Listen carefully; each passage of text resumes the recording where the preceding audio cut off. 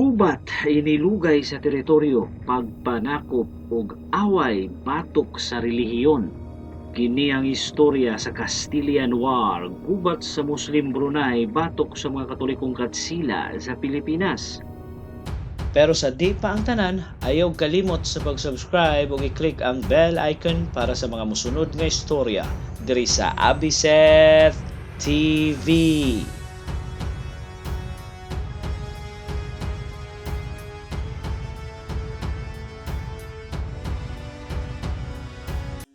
Mahuman ang pagsurrender sa katapusang raha sa Cebu sa mga Katsila ni adtong 1565 sa pangulo ni Miguel Lopez de Legazpi, nagsugod dayon ang pag-convert sa mga nitibo sa isla sa relihiyong Katoliko. Tungod ato nagasumpaki dayon ang mga Katsila batok sa mga taga Brunei tungod kay ang Sultan manggod sa Brunei mao'y adunay kontrol sa Kuta Siludong or gingharian sa Manila. Nagsugod ang kagubot sa Espanya o Brunei niadtong gisakop ni Martin de Goiti ang Islamais nga gingharian sa Tondo hasta na ang Manila. Ang vasal sa Sultan sa Luzon kay sila Lakandula, Raha Matanda o Raha Sulaiman. Gihimo pang kapital ni Miguel Lopez de Legazpi ang Manila para mahimo kining sentro sa kalakal sa rehiyon o sentro sa relihiyong Katolisismo sa nasod. O ang sa unang magkaaway nga raha sa Cebu ug ang mga dato sa lain-laing isla na paghiusa sa mga Katsila sa usa ka nasod nga gitukod ni Legazpi, ang Pilipinas, ilawom sa usa ka relihiyon, ang Katolisismo. Niadtong panahon na ang mga Katsila dako kayo kalagot sa mga Muslim tungod kay gisakop man ang ilang nasod sa una sa Europa ug napailawom sa Umayyad Caliphate nga nagsugod niadtong 8th century AD ug bag-o lang nila kining nakuhag balik gikan sa mga Muslim nga mas ilado sa tawag nga reconquesta. Gidala sa mga Katsila ang ilang kalagot sa mga Muslim hangtod sa Pilipinas maong nakigubat pod sila sa sultanato sa Sulu ug sultanato sa Maguindanao nga mga kaalyado pod sa Brunei. Sa dihang niabot ang bag-ong gobernador general sa Pilipinas nga si Francisco de Sande gikan sa Mexico niadtong 1576, duha ka prinsipe sa Brunei ang niduol ni de Sande sa Manila nga sila Pengiran or Prince Seralela ug Pengiran Seraratna ug nihangyo nga andam silang mahimong basal sa Espanya kung tabangan sila sa mga Katsila nga makuha ang trono sa Brunei para kang Seralela nga giilog kuno siyang igsuon nga mao'y kasamtangang sultan sa Brunei niadtong panahon na. Nisugod po dayon ng gobernador general Sangyo sa mga prinsipe ug ilahang na pagdesisyonan nga kung malampuso ng mga Katsila silang pagsakop sa Brunei, si Pengiran Seralela ang mahimong bagong sultan ug ang iyang igsuon mo'y mahimong bindahara nga si Pengiran Seraratna. Nagpadala dayon og official mission si de Sande nga gusto niyang makipagkita sa sultan sa Brunei nga si Sultan Saiful Rihal. Gi-eksplikar sa gobernador general sa sultan nga kinahanglan nilang magtukod og alyansa para aduna sila'y maayong relasyon sa usag-usa. Unya gipangayo nini ang permiso sa sultan nga ikatag ang relihiyong Katoliko sa Brunei ug katapusan nagmando kini nga undangon sa Brunei ang ilahang pagpakatag sa Islam sa bisan asang parte sa Pilipinas kay tungod usa na kuno kini ka Katolikong nasod.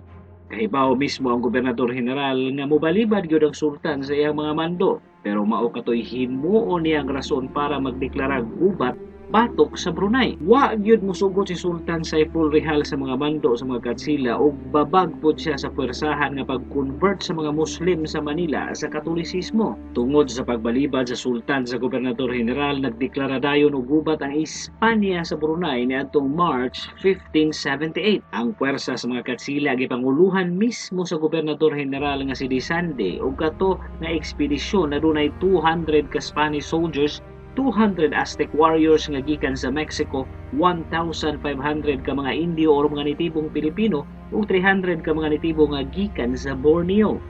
Samtang ang puwersa sa Brunei kay dunay mga Malay nga sundao ug ang kaalyado niining Muslim Ottoman Empire sa Europa ug Middle East nga nagpadala og mga kanyon ug mga pusil kauban ang pila ka gatos ka mga sundawong Turko ug mga Egyptians. Niadtong April 16, 1578 naabot sa mga Katsila ang Cotabato, ang kapital sa Brunei. Gisugat dayon sila sa Bruneian Navy sa dagat ug nagsugod dayon ang gubat.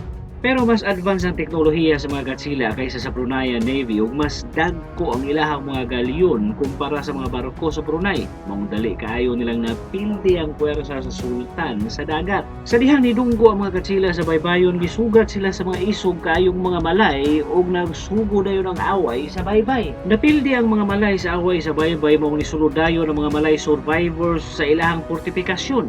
Nibali po dayon ngadto sa mga Godzilla ang ubang mga malay sa dihang nakita nila ang ilahang prinsipe nga kauban sa mga Godzilla ug giablihan ang gate sa fortifikasyon maong nasulod kini sa mga Godzilla. Gitiwas nila ang away sulod sa kuta sa mga malay. Niikyas po dayon ang sultan kauban ang iyang pipila ka mga loyal nga mga sundao paingon sa lasang sa Borneo. Wa na sila sunda sa mga Godzilla maong sa tunga sa lasang nagkampo ang sultan. Samtang ang iyang kapital kontrolado na sa mga Godzilla nga gipanguluhan siya nga igsuon nga para sa sultan ang pinaka-traidor sa tanan nga nagpaulipon sa mga Godzilla para lang sa trono sa Brunei. Minabayang 72 days mahuman masakop sa mga Godzilla ang Brunei kalit lang adunay nikatag nga sakit nga kolera sa syudad nga daghang mga Espanyol ang namatay sa sakit.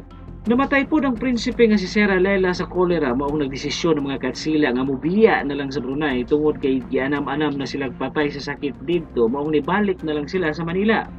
Pero gisunog nila ang tibok syudad kauban ang pinakanindot nga moske sa mga Muslim sa rehiyon niadtong panahona. Nikuyog ang prinsesang anak ni Sera Lela nga si Princess Putri sa mga Godzilla bisan pa man nga gipadad-an kinigsuwat sa iyang uyuan nga sultan nga dili kuno ipasa ang sala sa iyang amahan diha niya. Pero nibiya gyud ang prinsesa sa iyang nasod, gibiyaan pud niini ang ilang mga bahandi og isip crown princess. Dayon nikuyog ang prinsesa sa usa ka sundaong Pilipino. Pag-abot sa Manila, nagpakasal dayon ang prinsesa sa usa ka Katolikong Tagalog nga sundao nga si Agustin de Legazpi.